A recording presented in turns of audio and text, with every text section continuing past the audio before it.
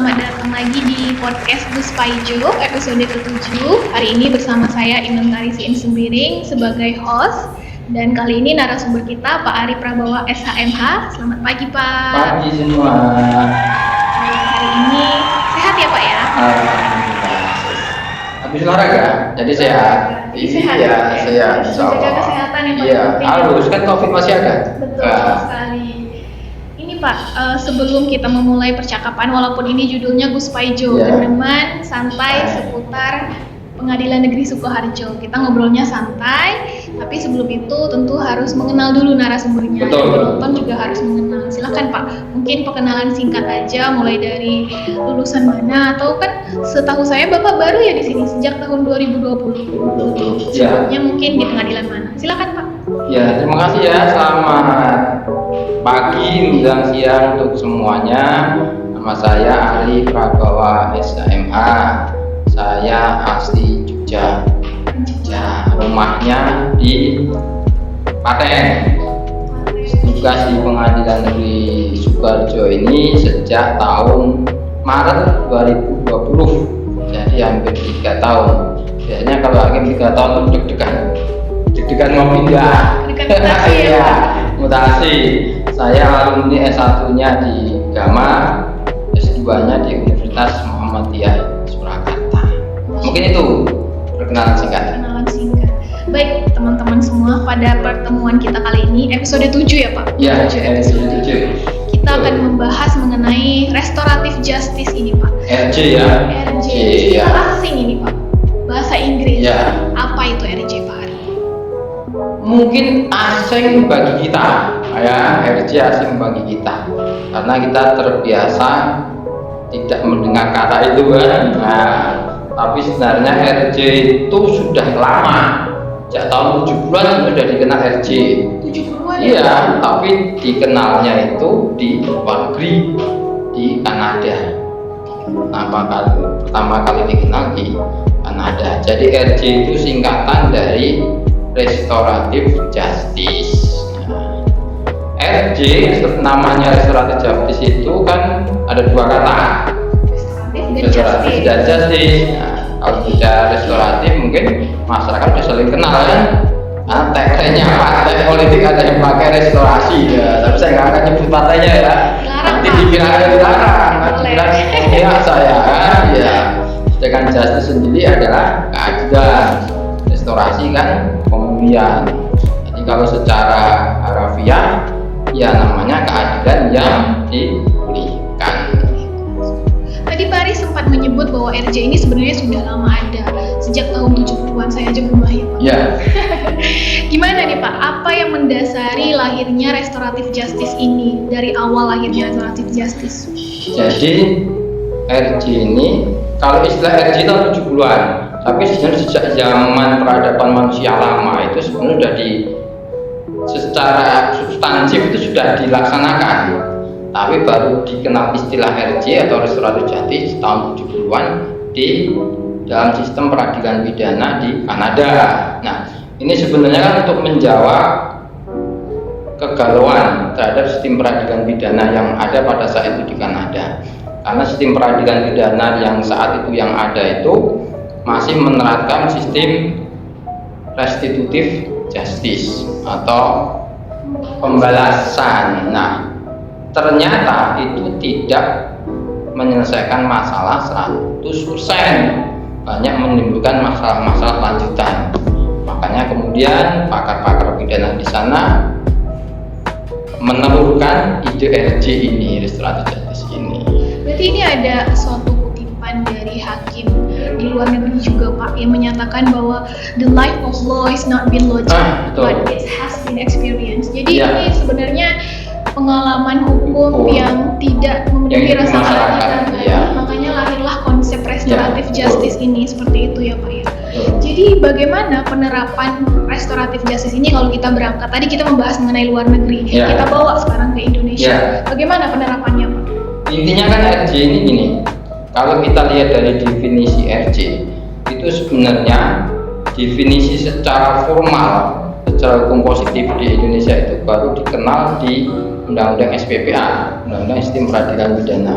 Di situ disebutkan RJ itu merupakan proses peradilan pidana yang melibatkan pelaku, korban, pihak-pihak lain, keluarga korban maupun pelaku untuk mencari sebuah solusi yang adil. Tujuannya adalah untuk melakukan pemulihan dalam keadaan seperti semula. Intinya seperti itu. Nah, konsep RJ ini sebenarnya kan berbeda dengan konsep peradilan yang ada di Indonesia saat ini. Kalau di Indonesia saat ini kan lebih menitik beratkan pada pembalasan pidana kan. Ujung-ujungnya kalau peradilan pidana ya harus di penjara gitu kan, penjara. RJ berbeda. RJ mencoba mencari sebuah solutif atau mencari sebuah jalan baru selain pidana. Seperti apa sih? Jadi korban dilibatkan, pelaku dilibatkan, terus kemudian masyarakat dilibatkan untuk mencari solusi yang terbaik terhadap persoalan ini.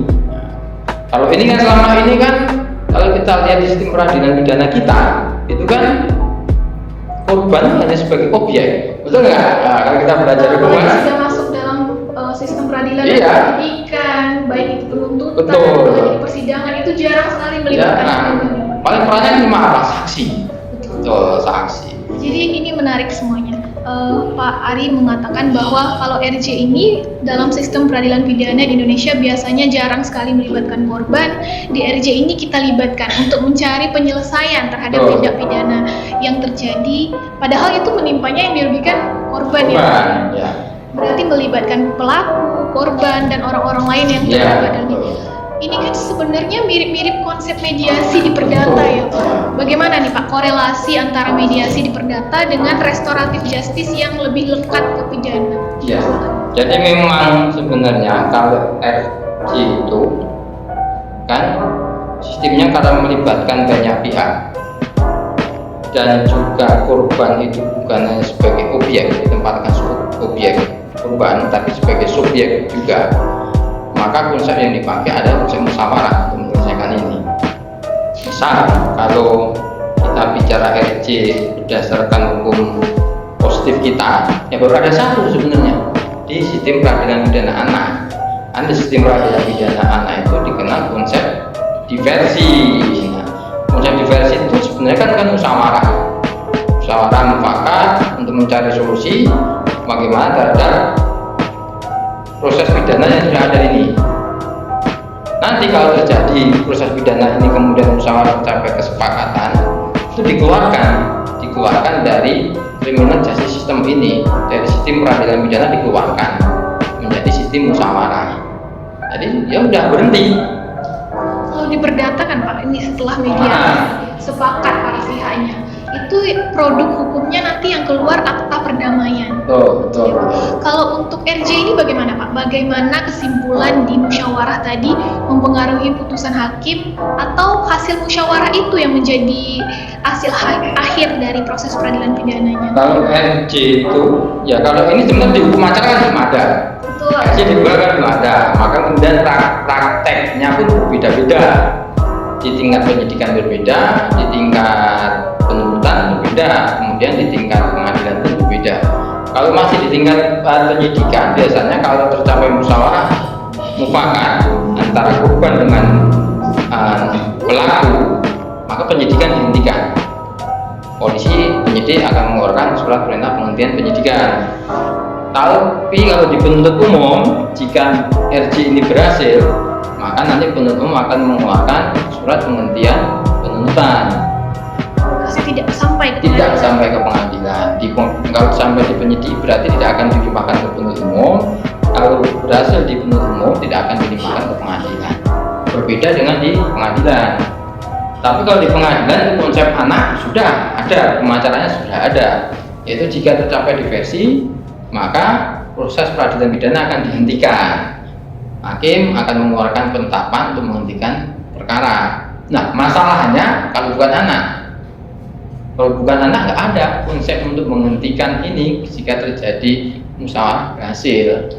Jadi secara hukum formilnya belum ada. Belum ada. Kalau untuk yang untuk perkara non anak ya, untuk perkara anak belum ada. Jadi selama ini prakteknya bagaimana hakim mengimplementasikan hasil dari restoratif justice ini agar bisa memenuhi keadilan yang sebenarnya juga menjadi tujuan dari restoratif justice. Jadi kalau di pengadilan untuk restoratif justice, pedoman kita ada di SK Dirjen Badium nomor 1691. Nah, itu pun kalau saya lihat dikaji itu sebenarnya nggak sempurna betul, karena kita ngajunya kan pas SK Dirjen Badium itu masih mengacu pada di KUHP, nggak ada proses penghentian perkara kan di situ terhadap perkara yang non anak. Nah, di SK Badium itu pun dibatasi juga, tidak semua perkara pidana bisa di RJ-kan, tidak bisa di restoratif justice kan. Di SK Badium 1691 tentang pedoman pelaksanaan restoratif justice di pengadilan itu hanya beberapa perkara saja. Misalnya perkara tentang tindak pidana ringan di piring, misalnya pencurian ringan, penggelapan ringan, penipuan ringan. Nah, ini sebenarnya kan dikeluarkan Perma itu, Perma 2 2012 kalau nggak salah ya, Perma 2012 itu membahas tentang tindak pidana ringan itu kan konsepnya di Perma itu dulu kan sebelum ada Perma yang bisa diajukan, yang bisa dianggap sebagai tindak pidana ringan itu kan yang kerugiannya hanya 2.500 ya kan. Konsep sekarang nggak ada lagi 2.500 itu seperti apa kan, makanya kemudian oleh Perma dirubah 2.500.000, terhadap 2.500.000 maka bisa diajukan secara tindak pidana ringan atau di piring. Nah, konsep di piring ya kita mengacu pada hukum acara pidana, yaitu apa? Terdakwanya tidak ditahan, hakimnya hakim tunggal, seperti itu. Kemudian di persidangan antara korban dengan pelaku coba dimediasikan oleh hakimnya. Kalau terjadi musyawarah berhasil, mediasi ini berhasil antara korban dengan pelaku, maka itu sebagai dasar bagi hakim untuk menjatuhkan putusan. Tapi perkara terjalan, tapi putusannya nanti bisa jadi menjadi putusan yang ringan bagi pelaku karena sudah ada musyawarah dengan pelaku dengan korbannya. Pak Ari, sekarang kan RKUHP walaupun sekarang sudah disahkan, sudah disahkan, di dalam RKUHP kan ada konsep pidana dan ada konsep tindakan. Betul. Tapi kan sekarang belum berlakunya 3 tahun lagi. Nah, jika terjadi tindak pidana ringan seperti yang Pak Ari jelaskan tadi, terjadi kesepakatan antara korban dengan pelaku, korban sudah memaafkan pelaku, tindak pidananya juga ringan, sedangkan konsep tindakan tadi belum diadopsi, belum ibaratnya belum menjadi hukum positif. Apa yang bisa dilakukan hakim untuk menghindari terjadinya pemidanaan, dalam artian pemidanaan yang penjara seperti itu? Kalau mendasarkan pada KUHP sekarang, mau nggak mau ujung-ujungnya ya tetap putusan, nggak bisa dihentikan kan, ujung-ujungnya tetap putusan. Tapi putusannya bisa jadi misalnya putusan percobaan kalau sudah terjadi RJ, sudah terjadi musyawarah kan. Tapi kalau yang menarik di KUHP yang baru, walaupun nanti implementasinya seperti apa, ini yang belum ada. Di KUHP yang baru ini juga dianut di SPPA, di Sistem Peradilan Pidana Anak, model pemaafan hakim. Nah, model pemaafan hakim ini sebenarnya konsep hukum yang ada di sistem Anglo-Saxon, kemudian diadop di sistem Eropa kontinental seperti yang dilakukan di Indonesia ini. Di SPPA itu sudah ada aturannya, kalau nggak salah di pasal 70 atau 77 itu diatur tentang pemaafan hakim. Di KUHP yang baru itu juga diatur dan pemaafan hakim.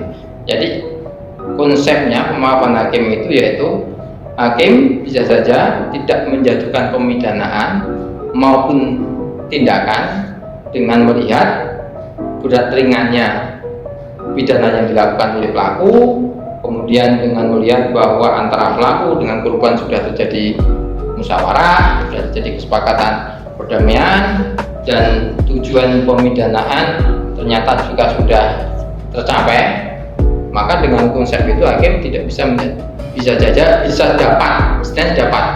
dapat tidak menjatuhkan pemidanaan maupun tindakan pada.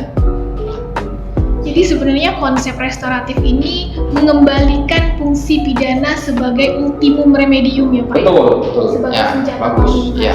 Nah ini Pak, bagaimana kita mengedukasi masyarakat tentang sebenarnya itu pidana adalah ultimum remedium, tapi yang terjadi di masyarakat luas, pola pikirnya itu rata-rata kalau belum dipidana itu nggak puas gitu Pak. Betul. Bagaimana Pak cara kita mengedukasi masyarakat bahwa sebenarnya persoalan atau masalah yang marak terjadi sekarang, baik itu bully, itu kan banyak banget anak-anak yang sekarang kasus bully, itu tidak bisa diselesaikan hanya dengan pidana. Bagaimana Pak? Edukasi kepada masyarakat memang, kalau kita sebenarnya mungkin masyarakat perlu diingatkan tentang kearifan lokal yang ada di masyarakat. Salah satu contoh ya, saya pernah bertugas di Kalimantan. Di Kalimantan itu konsep RJ masih dilaksanakan di masyarakat sana, terutama di masyarakat Dayak. Saya mengalami itu sendiri. Jadi kasus pembunuhan di Kalimantan itu disidangkan secara adat di sana, kemudian dijatuhi hukuman adat di sana. Tapi karena kita masih berhukum positif, masih diproses oleh polisi. Menariknya, ketika keluarga korban itu menjadi saksi di pengadilan dia malah menyatakan bahwa Pak, kalau secara hukum adat kamu sudah selesai, kamu sudah mengikhlaskan keluarga kamu, bilang itu. Karena apa? Karena pelaku sudah dijatuhi hukum adat. Jadi mau dihukum berapapun, mau tidak dihukum berapapun, kamu serahkan kepada majelis hakim. Itu keluarga korban. Jadi konsepnya sebenarnya RJ itu yang menumbuhkan kembali kesadaran di masyarakat bahwa tidak semua pidana itu harus dibawa ke pengadilan. Selesaikanlah dulu secara musyawarah. Karena sebenarnya pidana itu kan kadang tidak menyelesaikan masalah korban. Contoh, investasi bodong itu, ya kan? Dari pidana, tapi korbannya tetap menyelesaikan, betul nggak? Karena sebenarnya mereka menginginkan uang kembali. Nah, dengan konsep peradilan pidana yang masih ada di kita ini, nggak bisa uang kembali. Biasanya dirampas ke negara dan lain sebagainya, kan? Tapi kalau KUHP diberlakukan itu bagus. Bagusnya kenapa? Karena di KUHP yang baru ini dicantumkan pidana ganti rugi. Pidana pokok ada pidana ganti rugi. Jadi pelaku juga bisa dijatuhi pidana ganti rugi.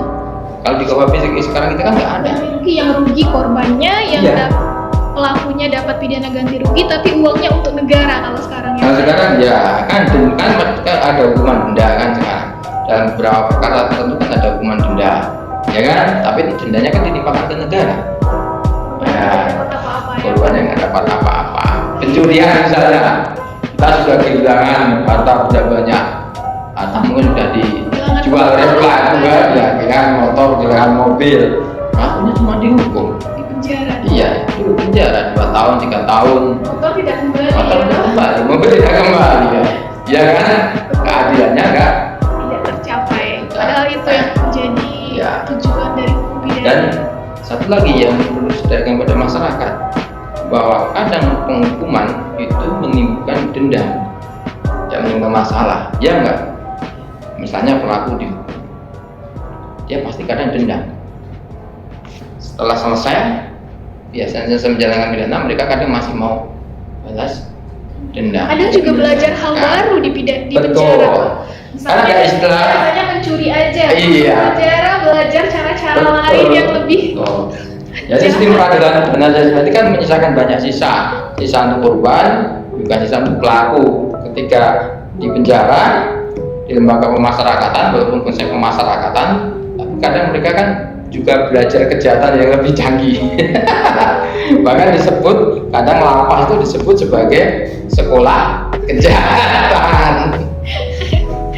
Ini Pak Ari, baru-baru ini saya melihat di sosial media, terutama Twitter, di Yogyakarta. Tadi Pak Ari asalnya dari Yogyakarta. Iya, betul. Ada yang namanya gelitih Pak. Saya itu sebenarnya kurang paham juga apa yang namanya gelitih, tapi sepertinya itu begal, cuman yang ingin diambil itu bukan hartanya, tapi ingin menyakiti orang lain. Nah, yang saya lihat di sosial media, saya sebenarnya geram juga sih Pak dengan adanya gelitih ini. Baru-baru ini muncul video seorang polisi, sebenarnya tidak pakai seragam polisi, tapi saya asumsikan itu polisi yang memberi pelajaran, kita katakanlah memberi pelajaran kepada beberapa remaja yang menjadi gimana? Dipukul Pak, pakai ikat pinggang dan pakai kursi. Saya juga sebenarnya melihatnya di komen-komen itu Pak banyak yang setuju gitu. Ini mereka nggak akan kapok kalau tidak dikasih pelajaran seperti ini. Nah kalau kita hubungkan dengan restoratif justice Pak, menurut Pak Ari bagaimana cara terbaik untuk mencapai konsep keadilan tadi agar meminimalisir lah adanya kelitih di Jogja? Ya kalau memang kelitih itu hal yang kayak spesial lah kalau di Jogja itu sebenarnya sudah lama. Saya SMA saja di Jogja sudah dikenal istilah kelitih itu. Jadi kelitih itu sebenarnya kayak semacam, kalau dulu itu kelitih itu sebenarnya kan istilah bagus. Kelitih itu dalam bahasa Jawanya di sana sebenarnya mencari angin, jalan-jalan mencari angin karena tidak ada kesibukan. Mencari angin ini dalam arti bukan menghisap angin gitu ya, tapi mencari waktu, jalan-jalan, melepaskan kalau bahasa sekarang anak muda sekarang giling seperti itu. Nah, tapi kemudian bergeser istilah itu, bergeser menjadi semacam kejahatan jalanan yang pelakunya kebanyakan adalah anak remaja, bahkan kadang masih anak-anak. Mereka iseng, tapi keisengannya itu sudah melanggar pidana dan berlebihan karena mereka kadang di bawah pengaruh minuman keras. Nah, kalau kelitih itu kebetulan ada teman saya kelitih itu, dia penggiat di Indonesia Police Watch. Dia pernah menelpon saya tentang kelitih. Gimana sih Mas kelitih itu, bilang itu? Kalau pelaku anak-anak boleh dijatuhi pidana yang berat biar jerah, bilang itu. Saya jawab ini aja.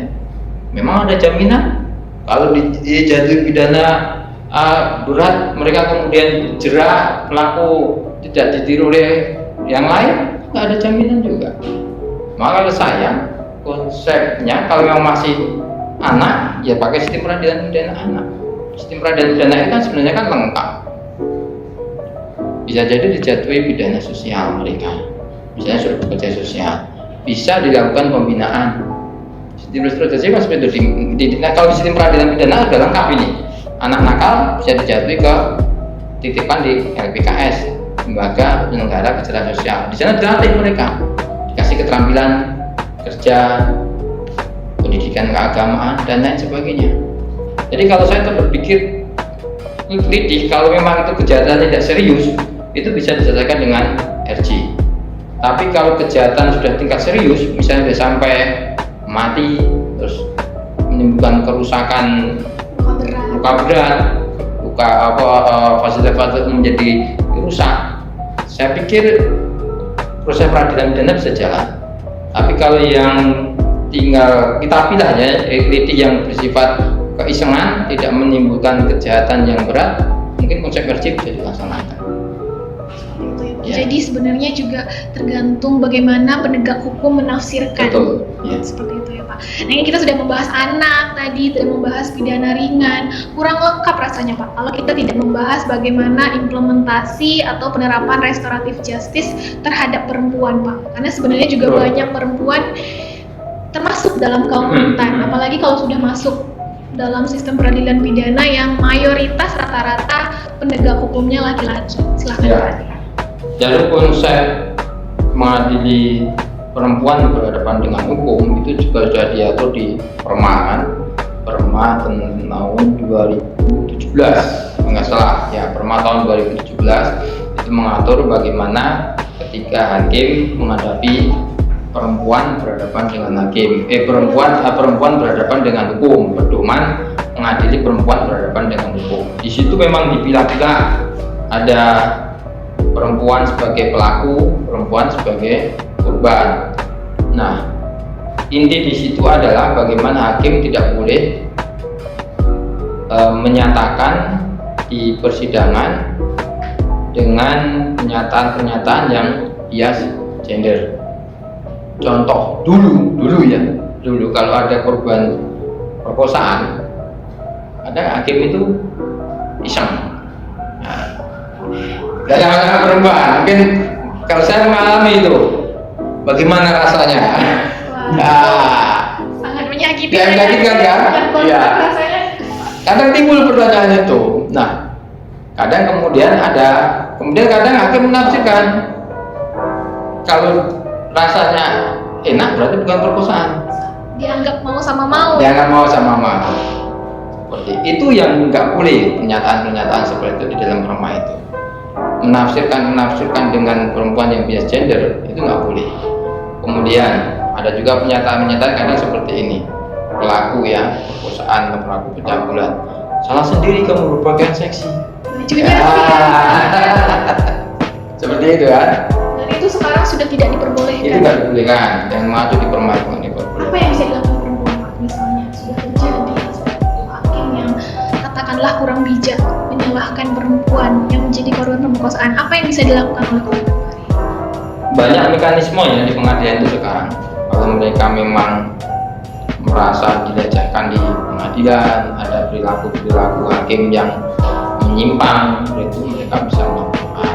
Melaporkannya kepada badan pengawasan, ada aplikasi Siwas kan ada.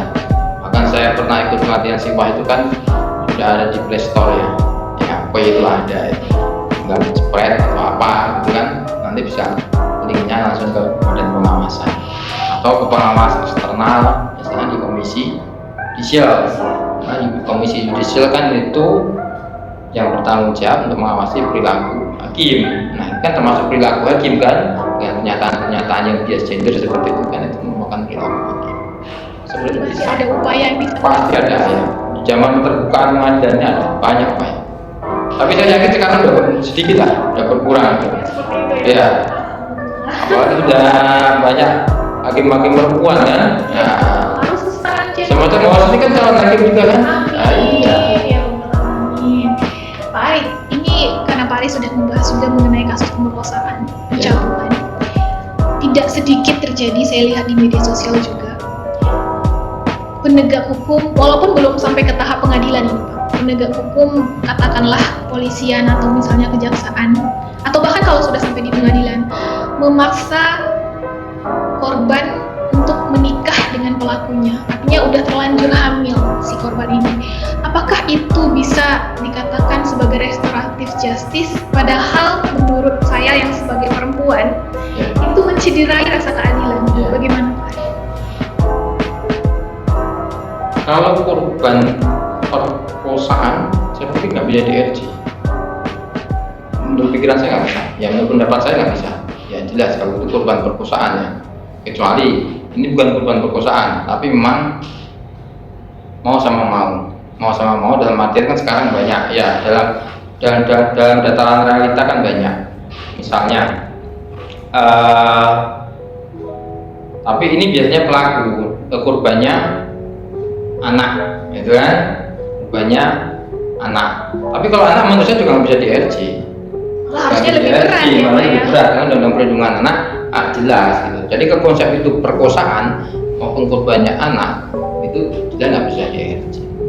Jadi bisa dikatakan memaksa korban dengan pelaku menikah itu Tidak salah. miskonsepsi terhadap Iya, jelas. pengertian restoratif Iya, justice itu. betul. Seharusnya ini tidak boleh diterapkan Betul. ya Pak. Iya. Menarik sekali Pak tentang restoratif justice. Jadi restoratif justice menurut saya itu harus ada juga klasifikasi terhadap tindak pidana apa yang bisa di RJ. Tidak semua bisa di RJ. Kalau kita mengacu di SPPA itu yang bisa di RJ didiversikan kan yang ancaman pidananya di bawah 7 tahun ya. Kalau Pak Mahfud bilang yang tidak semua pidana juga bisa di RJ. Pak Mahfud bilang yang bisa di RJ itu adalah yang di bawah 5 tahun bilang itu. Kadang kan memang karena kita sedang euforia terhadap restoratif justice. RJ semua perkara kemudian di RJ-kan. Tapi inilah karena memang kita belum ada pedoman di dalam KUHP, kita belum ada pedoman. Seharusnya kalau memang itu benar-benar konsep itu diberlakukan, revisilah KUHP, dibikin ketentuan perkara apa yang bisa di RJ. Jadi perlu suatu aturan mengenai pedoman pemidanaan Betul. terhadap Iya. menggunakan keadilan restoratif Iya. ini begitu ya Pak. Memang harus disistemkan. Kalau sekarang kan RJ di kepolisian hanya mengacu pada peraturan Kapolri, di kejaksaan hanya mengatur peraturan jaksa agung. Di pengadilan sendiri hanya berdasarkan SK Dirjen Madiun. Ini belum ada undang-undang ya Pak? Ya, kalau ingin dibikin itu ya KUHP lah direvisi. Masukan terhadap badan legislatif kita Betul. ya. Selain itu, yang marak juga terjadi Pak Ari, banyak sekali terjadi mengenai narkotika. Bagaimana penerapan restoratif justice terhadap, karena sebenarnya narkotika ini bukan hanya pengedar, Ya. ada juga yang namanya penyalahguna, namanya juga penyalahguna, Ya. salah dalam menggunakan Ya. narkotika. Apakah bisa diterapkan restoratif justice ini Pak Ari? Restoratif justice terhadap narkoba itu kalau di pengadilan acunya kan di SK Dirjen itu juga ada 1691. Kemudian SK Dirjen itu kan acuannya adalah di Undang-Undang Narkotika, kemudian di SEMA 2010 dan SEMA 2011. Itu hanya bisa diterapkan terhadap penyalahguna, penyandu maupun korban penyalahguna. Tidak semua narkotika juga bisa di-RJ-kan, misalnya pengedar, kurir, bandar tidak bisa di-RJ-kan. Yang bisa di-RJ-kan adalah hanya itu, yaitu sebagai pecandu, penyalahguna dan korban penyalahguna. Tapi RJ-nya itu pun dalam arti tidak melepaskan pertanggungjawaban mereka. Mereka tetap diproses pidana. Tapi kalau mereka pecandu bisa kemudian direhabilitasi. Mekanismenya seperti apa Pak? Mekanismenya kalau di narkoba itu, jadi narkoba itu sederhana kan gini, ada pasal karet, pasal 112, ya kan, barang setiap orang yang menguasai, memiliki dan lain sebagainya kena ancaman 4 tahun. Jadi kadang kalau mohon maaf ini ya, di kepolisian mau di penuntutan faktanya itu 127, mereka tetap dituntut dengan 112 gitu loh. Karena kalau 127 itu kan mengguna pasti memiliki nggak? Tuh, bagaimana Betul, cara? kan? Iya. Makanya konsep kemudian di SEMA itu diatur bahwa kalau memang faktanya adalah 127 misalnya gitu, yaitu dia pengguna, tapi ternyata itu tidak didakwakan oleh penuntut umum, yang didakwakannya hanya misalnya 114 atau 112, maka hakim bisa menyimpangi ancaman minimum khusus. Karena kalau 112 itu kan minimumnya 4 tahun. Nah, kemudian kalau ternyata faktanya itu adalah 127, namun ternyata itu tidak didakwakan oleh penuntut umum, maka hakim bisa tetap yang dikenakan pasalnya ada 112, tapi hakim menyimpangi minimum khusus dari 112 ini, yaitu bisa di bawah 4 tahun. Ya. Banyak sekali obrolan kita tentang RJ hari ini Pak. Juga tentang anak, tentang tindak pidana ringan, tentang perempuan, ini tentang narkotika.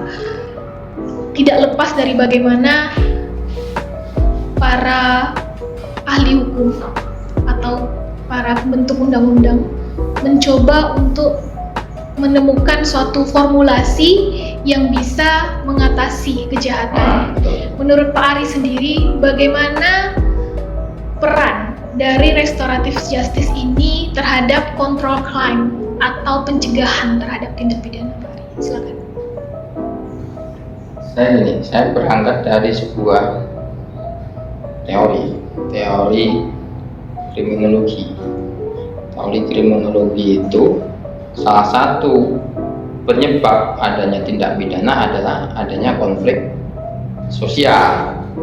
Adanya konflik sosial akan menimbulkan suatu kejahatan. Nah, kejahatan pasti nggak bisa dihilangkan di muka bumi. Minimal kita cuma redusir, ya kan, mengurangi aja. Nah, untuk mengurangi kejahatan itu adalah salah satunya dengan konsep RJ. Kenapa? Karena RJ ini akan menyelesaikan antara pelaku dengan korban. Karena apa? Konsep dari RJ ini kan adalah pemulihan dalam keadaan semula. Ini sebenarnya berangkat dari teori, kalau kita mungkin masih ingat pelajaran semester 1 pengantar ilmu hukum. Semester 1 ya, pengantar ilmu hukum.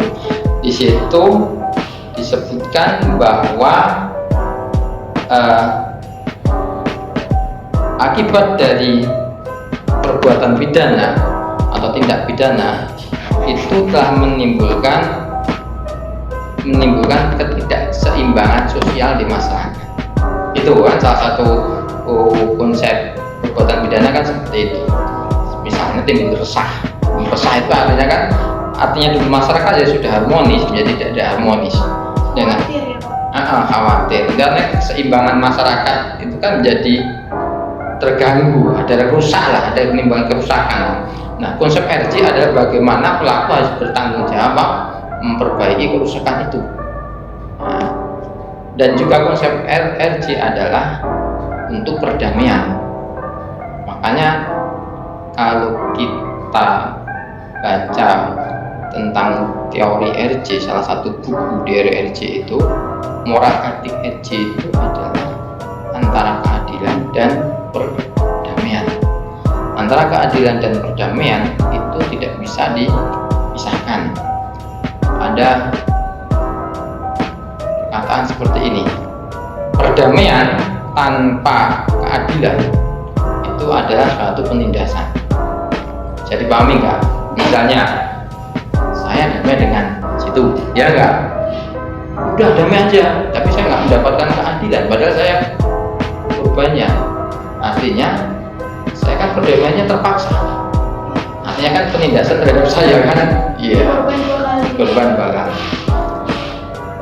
Kemudian kata yang selanjutnya adalah keadilan tanpa perdamaian itu adalah pintu gerbang atau bentuk baru suatu tekanan. Artinya apa? Keadilan tanpa perdamaian itu bisa menimbulkan balas dendam. Saya misalnya selaku korban pencurian atau penganiayaan, ya kan? Kemudian pelakunya dipidana. Saya mungkin merasa dapat adil kan, sudah dipidana situ. Tapi situ kan pasti kadang merasa dendam. Nggak damai. Nah, itu konsep dasarnya seperti itu. Jadi konsep dasar RJ itu harus ada perdamaian dan keadilan. Keadilan dan perdamaian itu tidak bisa dihilangkan. Kalau itu keadilan dan perdamaian itu kemudian bisa disatukan, bisa diwujudkan dengan RJ ini, insya Allah kriminalitas ini akan berkurang. Tidak akan, ya kalau dihilangkan nggak mungkin, ya nggak? Karena kriminalitas itu kan sebenarnya sejak zaman Nabi kan sudah ada. Iya, sejak zaman Nabi, misalnya judi kan sudah ada. Zaman Nabi kan sudah ada judi itu. Melalui RJ ini kita berharap volumenya berkurang ya. Jadi bisa saya simpulkan lah, restoratif justice ini bisa dikatakan pergeseran paradigma dari yang seawalnya kita berorientasi akan pembalasan, penghukuman terhadap pelaku. Sekarang kita mencoba beralih ke paradigma baru, seperti yang dikatakan Pak Ari, kita mencoba mencapai keadilan dan perdamaian antara pelaku dan korban. Mungkin ada lagi mau disampaikan Pak Ari terkait dengan RJ atau terkait dengan hal-hal yang sekiranya perlu untuk disampaikan dalam podcast ini? Silakan Pak. Saya mungkin sepatah dua kata aja pada masyarakat, jangan